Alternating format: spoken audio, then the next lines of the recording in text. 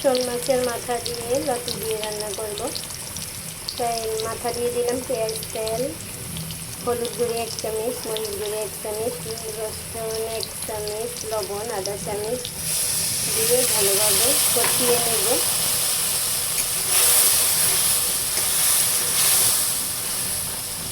সব কিছু ভালোভাবে দিয়ে দিলাম,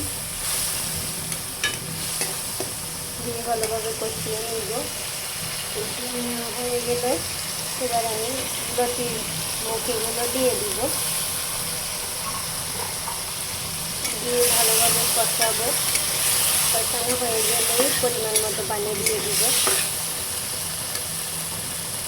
কষানো হয়ে গেছে, একদম ভাজা ভাজা করে কষিয়ে নিয়েছি, তেল উঠে গেছে। এবার পরিমাণ মতো পানি দিয়ে দিব, দিয়ে ভালোভাবে একদম ভাজা ভাজা করে নিব।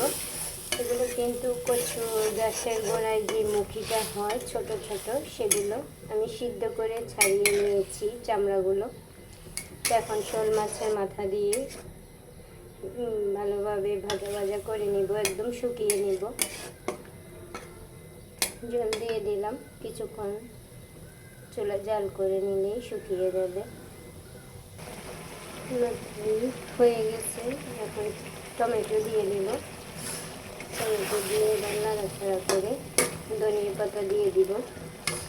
ধনিয়া পাতা দিয়ে নামিয়ে নেব। ধনিয়া পাতা দিয়ে দিলাম, দিয়ে একটু লাড়িয়ে চাড়িয়ে নেবে।